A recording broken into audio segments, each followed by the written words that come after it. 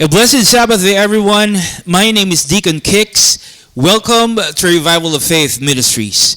Thank you for joining our Sabbath celebration this week. Friends, we are so blessed to see all of you today. Everyone say hallelujah. Friends, this is the fifth and the last Sabbath of August. And for our message today, we will talk about something very important to us, both physically and spiritually. Ang ating pag-uusapan sa araw na ito ay talagang napakahalaga, lalo na po sa ating pamumuhay bilang mga anak ng ating Amang Yahweh. Today, friends, we will talk about our heart.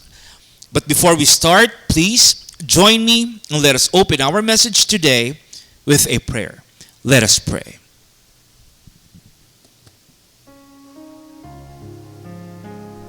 Heavenly Father Yahweh, Father, we give you thanks and praise for another Sabbath that you've given to us. Thank you for allowing us to be here in your presence today to honor you through our celebration. Please guide us, Father Yahweh, as we receive your word and your truth. Fill us up with wisdom. Help us to embrace your message with all our hearts. Grant us the desire to follow and obey your word all the time. Allow your Holy Spirit speak through me, Father. Help me to convey your message according to your will. And may you be glorified in everything that we do today. Once again, thank you so much, Father Yahweh. We give you back all the glory and praise. And all this we ask in the name of your Son, our Savior, Yahshua Messiah. Everyone say, hallelujah, hallelujah. Friends, our message today is called The Danger of a Divided Heart. The danger of a divided heart. Friends, the human heart is perhaps the most critical organ in our body.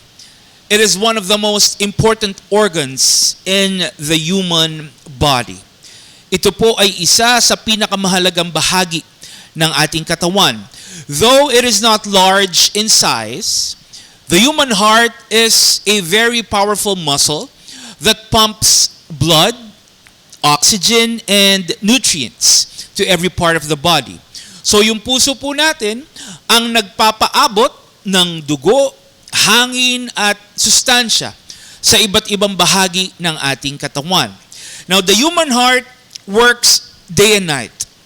Whether you are awake or you are asleep, the heart operates 24/7.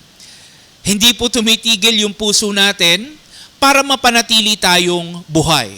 In fact, the human heart beats around 100,000 times a day. Kaya talagang napakahalaga po ng ating puso. The heart is vital and essential for physical survival because it keeps us alive. That is why the role of the human heart is irreplaceable. No other organ in the human body can perform the specific and continuous function of the heart. That is why, as our Creator, Abba Yahweh commanded us to guard and take care of our hearts. Tama po ba? Tayo po'y inatasan ng ating Amang Yahweh na ingatan at pangalagaan ang ating puso. Ang sabi po sa Proverbs 4, verse 23, guard your heart above all else, for it is the source of life. Pangalagaan at pakaingatan daw po natin ang ating puso. Dahil ito daw po ay daluyan o pinagmumulan ng buhay. So, from a physical standpoint, the scripture is telling us that we are responsible for nurturing a strong, fit, and healthy heart. It means we are to care for, we are to look after the well-being of our heart. Dapat daw nating panatilihing malakas, panatilihing masiglang ating puso. Dapat nating pangalagaan ang kapakanan ng ating mga puso. Because looking out for the well-being of our heart is actually a physical necessity. We need to take care of our heart for us to live a healthy and good quality life. Tama po ba? Now, aside from a physical perspective, perspective, the scripture is also telling us that we have a spiritual responsibility to foster, to cultivate a clean, pure, and healthy heart. Dapat daw po nating siguraduhin na malinis, busilak, at maayos ang kalagayan ng ating puso. Hallelujah! Because from a biblical standpoint, the heart is not just about feelings. The heart is not just about emotions. Our heart is the core of our being, of who we are. That includes our mind, our thoughts, our choices, our decisions, our wants and desires. Our heart represents all that. Lahat po ito dumadaloy at konektado sa ating puso. That is why it is imperative that we guard and be watchful of our hearts. It means we must pay close and full attention to our hearts. We should be cautious. We should be mindful of the things that we expose our hearts to. Dapat po mga kapatid, mga kaibigan, maging maingat tayo, maging mapanuri tayo sa mga bagay na inilalapit natin sa puso natin. Dapat alamin natin kung ito ba ay makakabuti o makakasama sa ating puso. What we watch, what we listen to, the things we think about and talk about, the words we speak, the people we are with, the places we put ourselves in. We need to make sure that everything we allow in our lives is good and beneficial to our hearts. Hallelujah! Dapat siguraduhin natin na yung mga pinahihintulutan nating makapasok sa buhay natin ay mabuti at mainam para sa ating puso. Ano po ang sabi sa 1 Thessalonians 5:21-22? But test everything. Keep what is good and stay away from everything that is evil. Suriin daw nating mabuti ang lahat. Panghawakan daw natin kung ano ang mabuti. Iwasan ang lahat ng uri ng masama. And this is exactly what we should do to guard and care for our hearts. We must test everything we allow in our lives. So we can identify, we can choose only what is good and beneficial to our hearts. Kaya nga po mga kapatid, mga kaibigan, kaya nga kasama ng free will, binigyan din tayo ng ating Amang Yahweh ng discernment. Tama po ba? Kasama ng free will, binigyan din tayo ng ating Amang Yahweh ng discernment. Ano po ba itong discernment, mga kapatid, mga kaibigan? It is the ability to clearly see and tell the difference between right and wrong, between good and evil.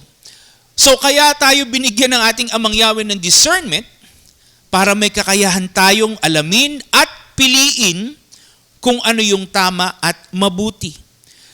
So we can test, identify, and choose only what is good and beneficial to our hearts. Para makasigurado tayo na yung mga dumadaloy at nagmumula sa puso natin ay tama, mabuti, at naaayon sa ating Amang Yahweh. Hallelujah! That's why it's very important to Abba Yahweh. Remember this. That is why it is very important to Abba Yahweh that we guard our hearts with diligence and vigilance. Because everything that flows through our hearts, all right?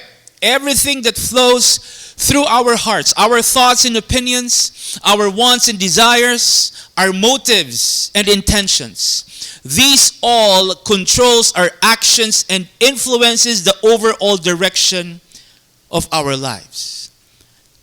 That's why we are reminded in Romans 12 verse 9, let love be sincere, hate what is evil, hold on to what is good. Again, iwasan daw natin ang anumang masama, panghawakan kung ano ang mabuti. Para saan daw po? Para makasigurado tayo na yung mga dumadaloy at nagmumula sa puso natin ay tama at mabuti din. Lalo na po sa paningin ng ating Amang Yahweh. Hallelujah! You see, friends, we have to be sure that everything that flows out of our hearts are pleasing and acceptable to Abba Yahweh. You know why? Because Abba Yahweh wants our full and divided heart. Abba Yahweh wants our full and divided heart. Ang gusto ng ating Amang Yahweh, ibigay at isuko natin sa Kanya yung buong puso natin. But the thing is, we cannot offer Abba Yahweh a heart that is impure. Tama po ba? We cannot offer a heart to Abba Yahweh that is corrupted. We cannot give Abba Yahweh an insincere, double-minded heart. We cannot submit to Abba Yahweh a divided heart. Hindi po natin pwedeng sabihin na, Amang Yahweh, ibinibigay at ipinapaubaya ko sa iyo ang aking puso. Pero yung binibigay mo pala, kalahati lang. Yung ipinauubaya mo pala sa ating Amang Yahweh, hindi buong puso mo. You can say that you surrender your heart to Abba Yahweh, but only the half of it. Hindi po pwede yun, mga kapatid, mga kaibigan. Ang pagsuko mo ng iyong puso sa ating Amang Yahweh ay hindi pwedeng kalahati lang. You can't surrender just half of your heart to Abba Yahweh because the other half is occupied by sin and unrighteousness. Hindi pwedeng hati ang puso mo. Remember, friends, Abba Yahweh takes no pleasure in wickedness. Remember that. Abba Yahweh takes no pleasure in wickedness. He cannot stand, He cannot tolerate the sin. He detests evil. He has no evil in Him. Tama po ba? Which means, Abba Yahweh cannot dwell, He cannot coexist with sin, evil, and wickedness. Tama po ba? Kaya ang sabi po sa Psalm 5 verse 4, for you are not an Elohim who delights in wickedness. Evil may not dwell with you. Ano po ang sabi, mga kapatid? Ang ating Amang Yahweh daw po ay hindi maaaring manatili kasama ang anumang uri ng kasalanan o kasamaan. Because Abba Yahweh is holy. He is pure. He is divine in nature. So it means you cannot offer Abba Yahweh something that is tainted and corrupted by sin and unrighteousness. You cannot put Abba Yahweh in the place where evil and wickedness are present, and that includes your heart. Tama po ba? Kaya ang paalala po sa atin, mga kapatid, we must guard and take care of our hearts diligently. We must choose only what is good. We need to make sure that everything that flows in and out of our hearts are pleasing and acceptable to Abba Yahweh. Hallelujah! Because Abba Yahweh wants a full, undivided heart that is worthy of His presence and His glory. Tandaan niyo, mga kapatid, mga kaibigan. Abba Yahweh wants a full, undivided heart that is worthy of His presence and His glory. Ganito dapat yung puso natin para sa ating Amang Yahweh. Remember, friends, you cannot give Abba Yahweh your heart if it's not completely His. Remember that. You cannot offer Abba Yahweh your heart if it's not completely His. You cannot offer Abba Yahweh your heart if you don't intend your heart to be fully His. The truth is, Abba Yahweh requires from us a sincere and genuine intention to give Him our entire heart. Ang gusto ng ating Amang Yahweh mula sa atin ay yung tunay at tapat na kagustuhang ibigay sa Kanya yung buong puso natin. Hallelujah! So, if your heart is divided, if your heart is not fully committed to Abba Yahweh, then what you offer Him may not be truly honoring and acceptable in His eyes. Remember, friends, Abba Yahweh requires from us undivided devotion, undivided commitment, reverence, and most of all, obedience. But we can only offer all these to Abba Yahweh if our hearts are completely His. So it's not enough. Remember this. It's not enough to give Abba Yahweh just a part of our heart. We must genuinely want. We must intend to surrender all of our heart to Abba Yahweh. Hallelujah. Dapat po yung buong puso natin ang ibigay natin, ang isuko natin sa ating Amang Yahweh. That's why today, I want you to reflect. I want you to assess and ask yourself this very crucial question. What kind of heart will Abba Yahweh see from you? What kind of heart will Abba Yahweh see from you? Ano bang klaseng puso ang makikita ng ating Amang Yahweh mula sa iyo? Ano ang makikita niyang nilalaman ng puso mo? Is Abba Yahweh going to see from you a full, undivided, surrendered heart? Or will He see a double-minded, insincere, doubtful, and divided heart? Anong sukat ng puso mo ang handa mong ibigay sa ating Amang Yahweh? Again, anong sukat ng puso mo ang handa mong ibigay sa ating Amang Yahweh? Kaperaso? Katamtaman? Kalahati? O buong puso? That's why today, I encourage you to assess and examine your heart. Check and see if your heart is fully committed, fully devoted and obedient to Abba Yahweh. Alamin mo. Because Abba Yahweh sees the heart. Remember this. Abba Yahweh sees the heart. And He knows if your heart is fully His. Kaya ngayon, alamin mo mga kapatid, mga kaibigan, suriin mong mabuti kung nakay Amang Yahweh nga ba yung buong puso mo. Make sure that Abba Yahweh holds your entire heart. Ensure that your heart belongs fully to Abba Yahweh, because the safest place for your heart is always in Abba Yahweh's presence. Hallelujah. The safest place for your heart is always in His presence. Abba Yahweh will never abandon. He will never fail. He will never break your heart. You just have to give and entrust to Him your heart completely. Hallelujah.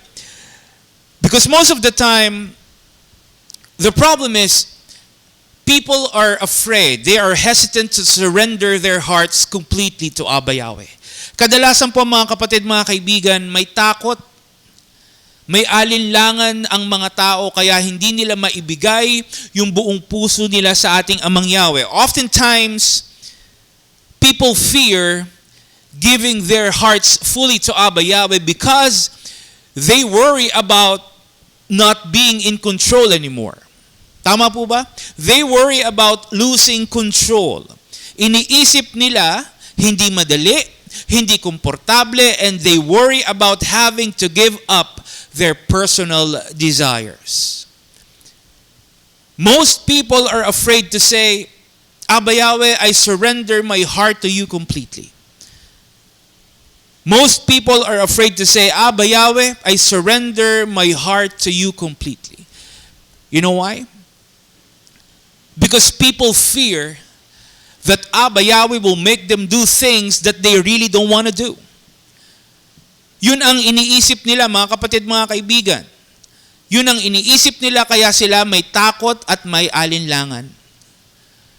Pero ano po ba ang mangyayari kapag isinuko natin yung buong puso natin sa ating Amang Yahweh? What would really happen if we surrender our hearts completely to Abba Yahweh? Let us read Job 11:13, verse 19. It says, surrender your heart to Yahweh. Turn to Him in prayer and give up your sins. even those you do in secret. Then you won't be ashamed. You will be confident and fearless. Your troubles will go away like water beneath a bridge, and your darkest night will be brighter than noon. You will rest safe and secure, filled with hope and emptied of worry. You will sleep without fear and be greatly respected. Everyone say hallelujah. Ano po ang pinapagawa sa atin, mga kapatid, mga kaibigan? Isuko natin ang ating puso sa ating Amang Yahweh, lumapit tayo sa Kanya at talikuran ng ating mga kasalanan, maging yung mga kasalanan na palihim o walang nakakakita. Ito daw po dapat ang ating gawin. And what will happen if we do all this? Ang sabi po, hindi tayo mapapahiya. Magiging matatag ang ating pamumuhay, magiging matibay ang ating loob, lilipas at mawawala ang ating mga suliranin, at magiging maliwanag ang ating buhay. Hallelujah! Mamumuhay daw po tayo ng ligtas at panatag. Mapupuno tayo ng pag-asa at mawawalan tayo ng mga alalahanin. Makakatulog daw tayo ng mahimbing, walang takot, at makakamit natin ang paggalang ng ibang tao. So contrary to what people think, surrendering our hearts fully to Abba Yahweh is for our good. Tama po ba? Surrendering our hearts to Abba Yahweh is for our good. In fact, it is one of the most important decisions that we can make, dahil ito po ay para sa kabutihan natin. Hallelujah! You see, friends, unlike what most people think, giving all your heart to Abba Yahweh doesn't mean losing who you really are. It doesn't mean forgetting what you desire. Surrendering your heart completely to Abba Yahweh means giving Him full control. Giving Him full control over the problems you cannot fix, over the pain you cannot carry, over the situations you cannot control, and the things you cannot figure out. Ganun po ang pagsuko ng buong puso sa ating Amang Yahweh. Giving your heart fully to Abba Yahweh doesn't mean He will make you do things that you don't want to do, or He will make things uncomfortable and difficult for you. It's not like that. Surrendering your heart completely to Abba Yahweh means fully trusting that He is with you even during moments when you don't know what to do anymore, or when things are too difficult for you to handle. Hallelujah! Kaya nga ang gusto po ng ating Amang Yahweh, ipaubaya mo sa Kanya. Ibigay mo sa Kanya yung buong puso mo, para malaya siyang makakilos sa buhay mo. So Abba Yahweh can move on your behalf and change your life for the better. Hallelujah!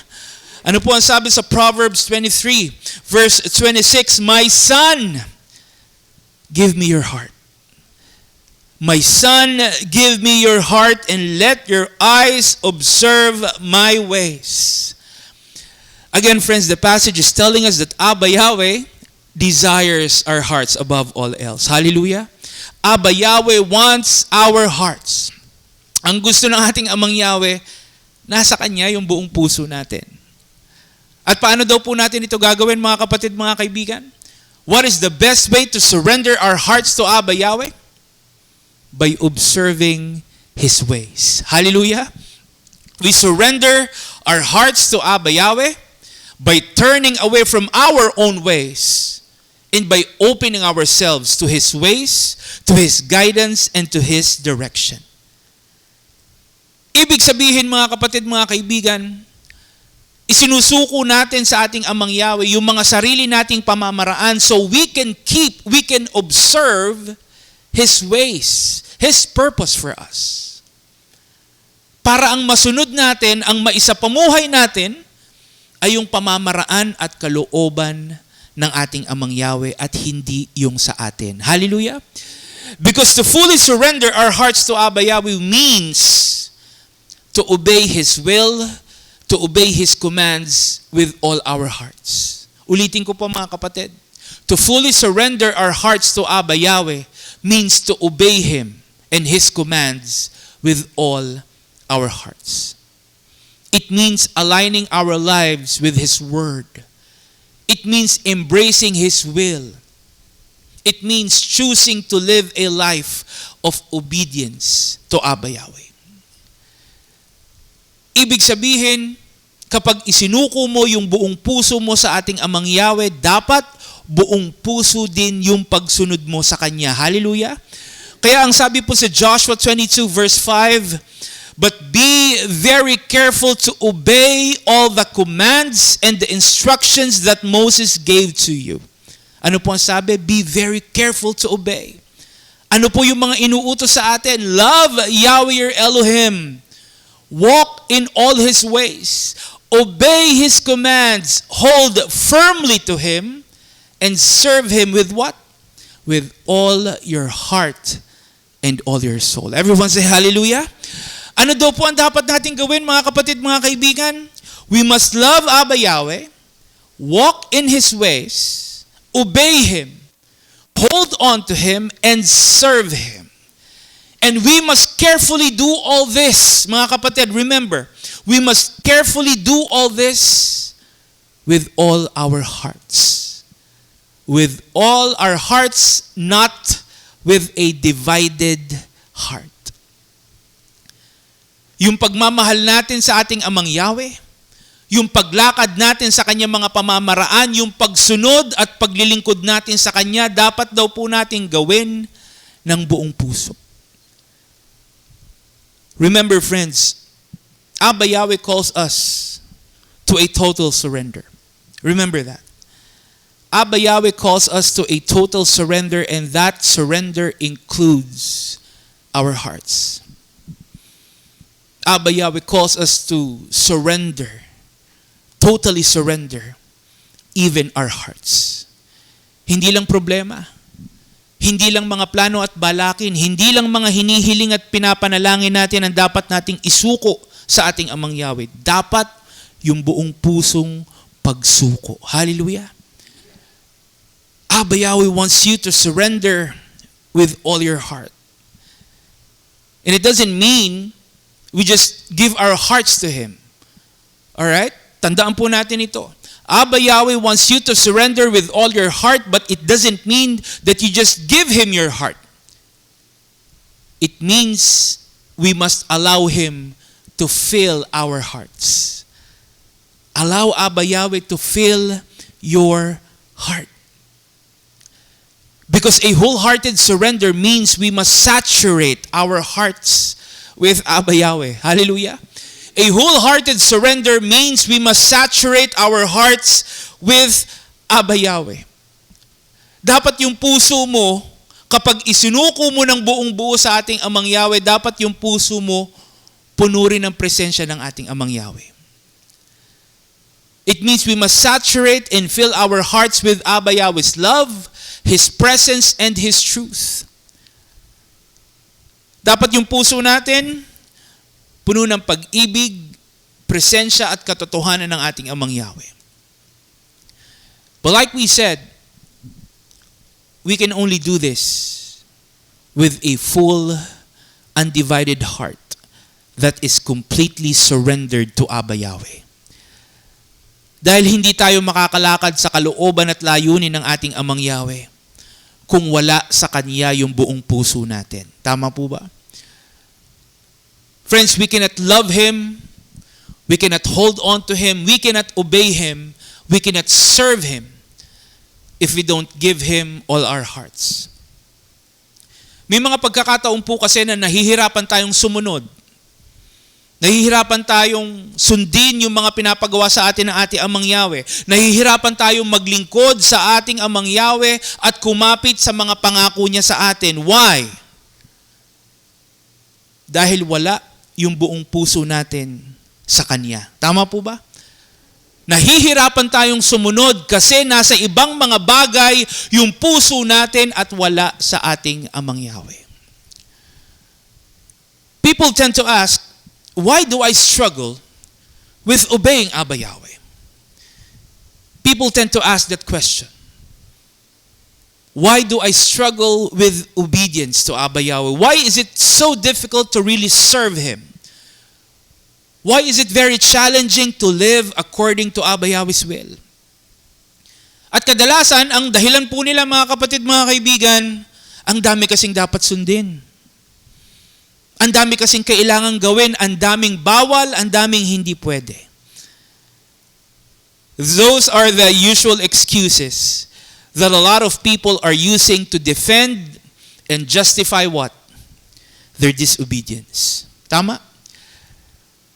The thing is, they conveniently blame Abba Yahweh's laws. They blame Abba Yahweh's commands when in fact, the real problem is the condition of their hearts.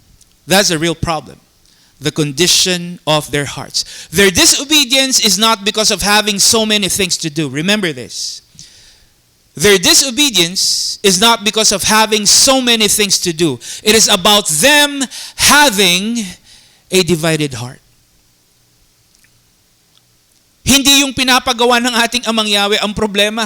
Ang problema po mga kapatid, mga kaibigan, ay yung puso na meron sila. People struggle with obedience because their heart is not completely devoted and committed to obeying Abba Yahweh. Ganun po kasimple yun, mga kapatid, mga kaibigan.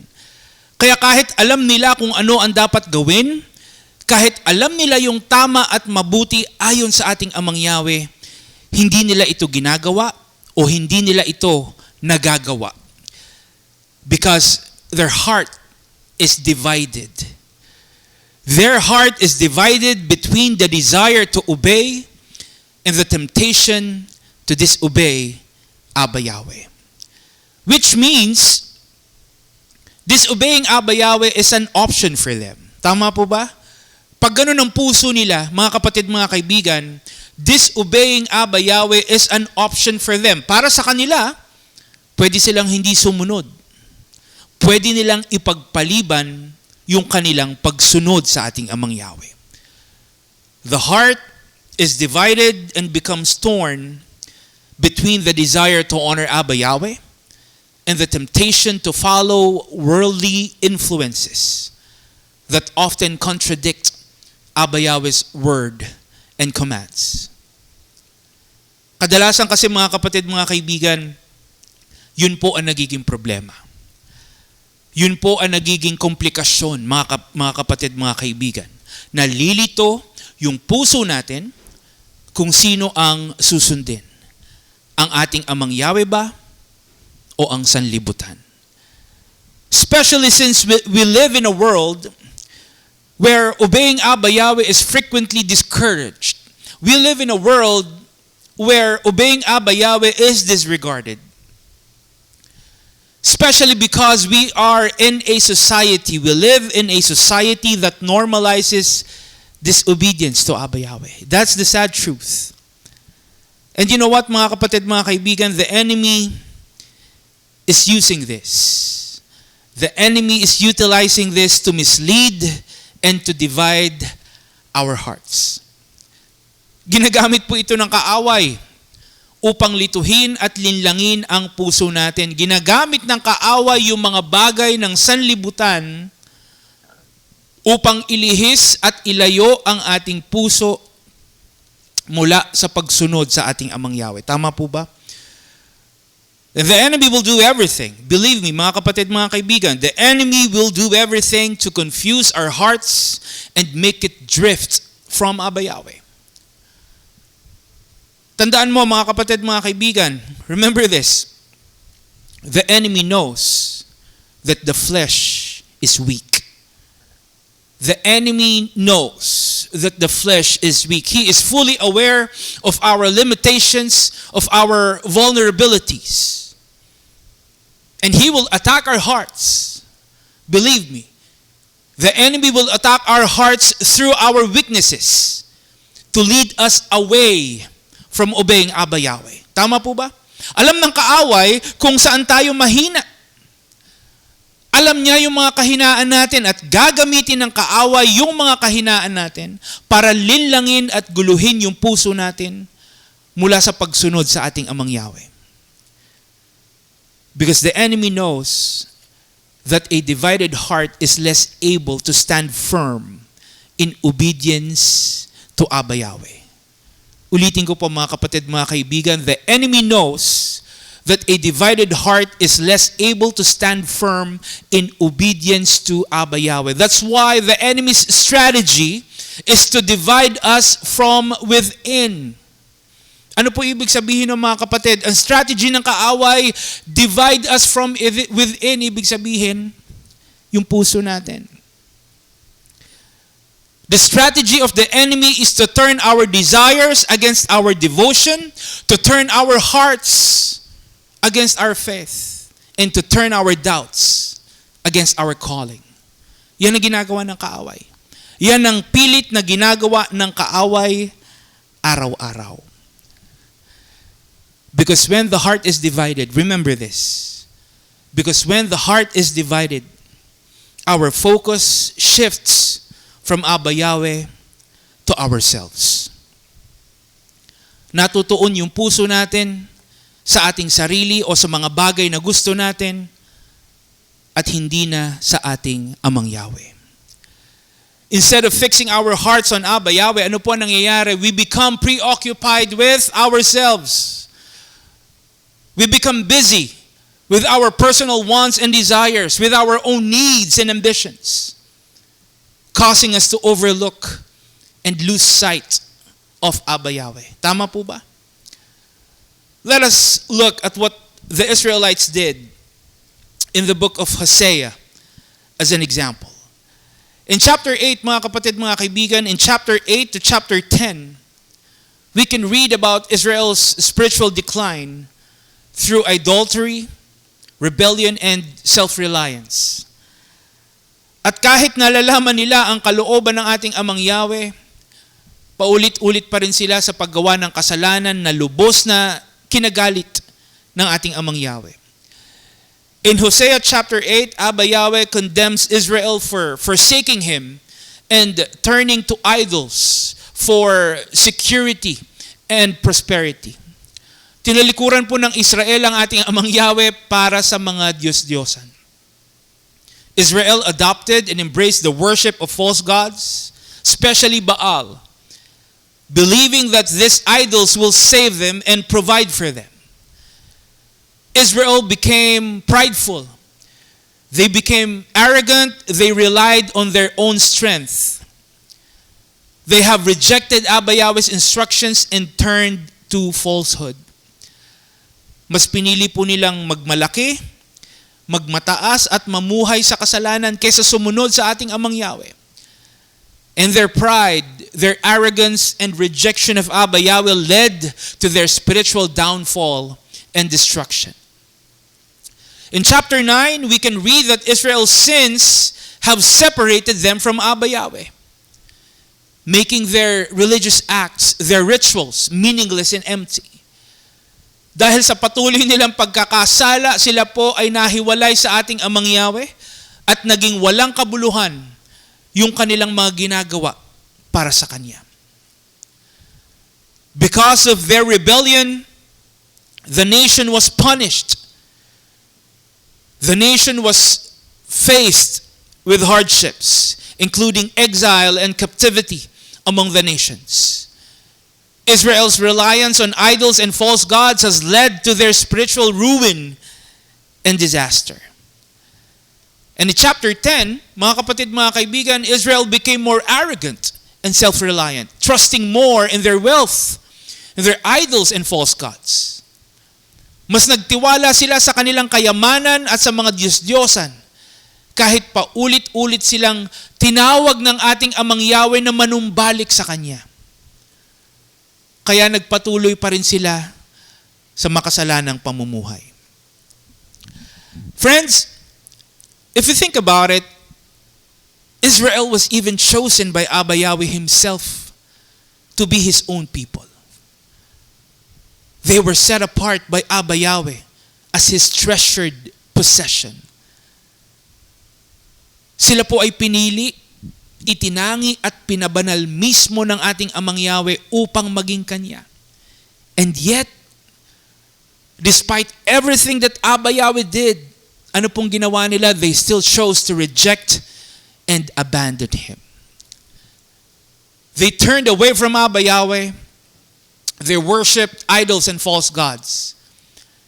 They became prideful and arrogant. They relied on their own strength. They rebelled and willfully rejected Abba Yahweh's instructions. Kung iisipin po natin mga kapatid, mga kaibigan, they already had Abba Yahweh. The Israelites already had Abba Yahweh. They already knew what to do. Pero ginawa pa rin nila yung mga bagay na hindi nakalulugod at hindi naaayon sa ating Amang Yahweh. You know why? Let us read Hosea 10 verse 2. It says, their hearts has been divided. Their heart has been divided. Now they are guilty. He will break down their altars. He will demolish their sacred pillars. Despite being chosen, despite being set apart by Abba Yahweh Himself, despite being His own treasured possession, friends, the Israelites still chose to live a rebellious, sinful life. Tinalikuran nila ang ating Amang Yahweh, sumamba sila sa mga Diyos-Diyosan, nagmalaki at nagmataas sila, mas nagtiwala sila sa kayamanan at sa sarili nilang kakayanan. Kinalaban nila ang ating Amang Yahweh at namuhay sila sa kasalanan. Bakit daw po? Because their heart has been divided. Their heart has been divided. They nurtured a double-minded, insincere, divided heart. Hinayaan nilang mahati yung puso nila ng mga bagay ng sanlibutan. Hinayaan nila na mahiwala yung puso nila mula sa ating Amang Yahweh. The thing is, the Israelites already had Abba Yahweh.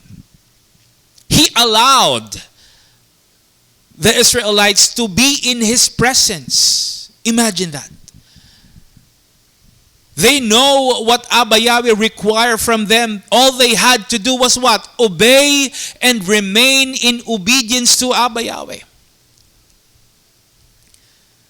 But because of the worldly things that they allowed in their lives, idols, false gods, earthly wealth, because of all these things, Abba Yahweh lost His place in their hearts. Tama po ba?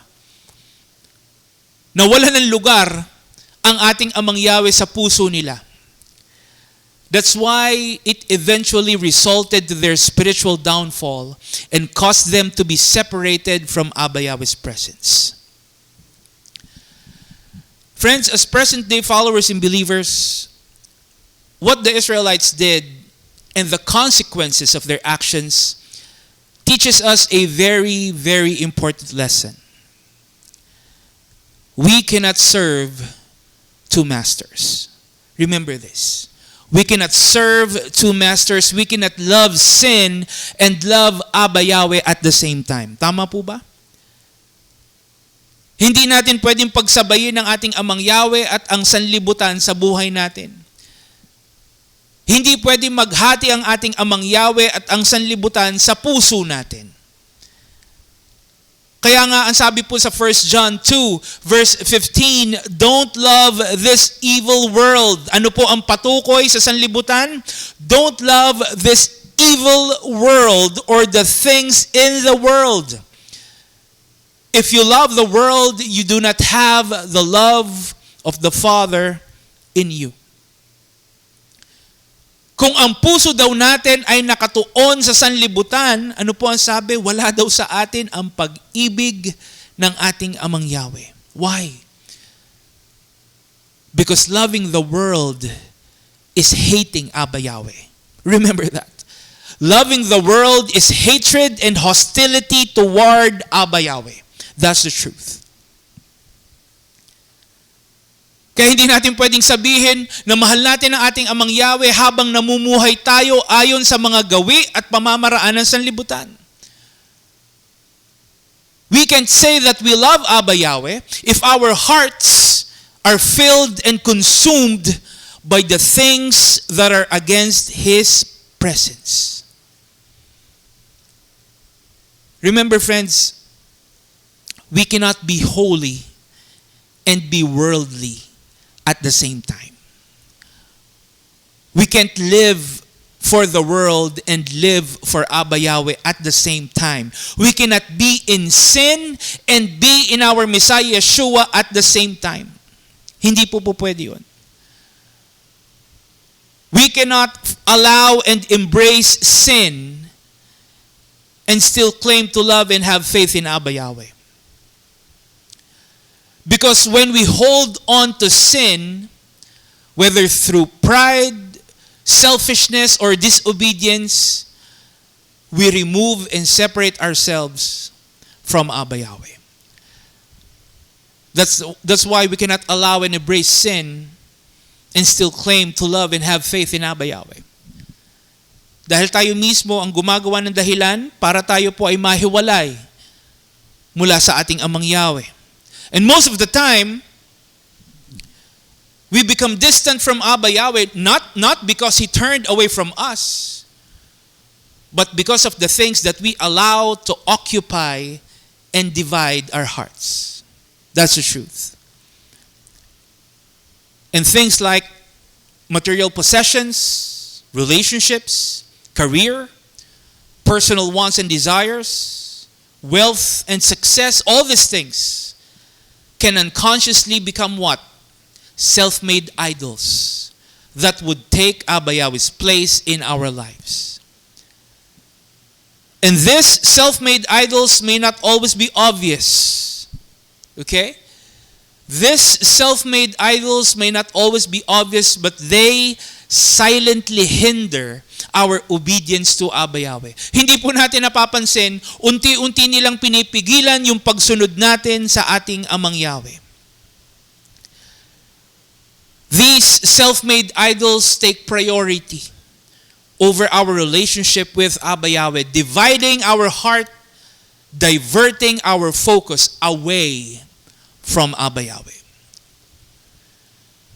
Friends, idols and false gods are not always carved statues or man-made images. Most of the time, they look like the things we desire. Most of the time, they look like things we admire or even things that we pray for. And the truth is, the enemy is using all these things for his tactic and deception. Tama po ba? The enemy is using all these things for his tactic and deception. And what is that? Distract and divide the heart until it worships the gifts instead of the giver. Tama po ba? Yan po ang style, yan ang tactic, yan ang deception ng kaaway. Distract and divide the heart until it worships the gifts instead of the giver. Dahil ang hangad ng kaaway, malihis, malayo yung puso natin mula sa ating Amang Yahweh. That's why, friends, now is the time to really examine your heart. Now is the time to examine your heart, strengthen your walk in faith, stand firm on obedience, and remove anything that stands between you and Abba Yahweh. Hallelujah. Remember, friends, the giver is always greater than the gift. Remember that. The giver is always greater than the gift. The provider is more important than what he provides. So never let anything divide your heart. Don't let anything turn your heart away from Abba Yahweh. Remember, love everything that Abba Yahweh gives. Love, cherish everything that Abba Yahweh gives, but always love Abba Yahweh more than anything else. Hallelujah. Because nothing can divide your heart if Abba Yahweh is your source and your foundation. It says in Psalm 86 verse 11, "Teach me your ways, O Yahweh, that I may live according to your truth. Give me an undivided heart, that I may fear your name." Everyone say hallelujah. Friends, a heart devoted and committed to Abba Yahweh chooses to walk in His ways, live according to His truth, trust in His promises, and reflect His love through faithful obedience.